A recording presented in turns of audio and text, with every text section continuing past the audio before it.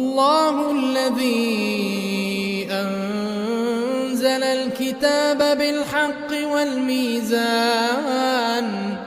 وما يدريك لعل الساعة قريب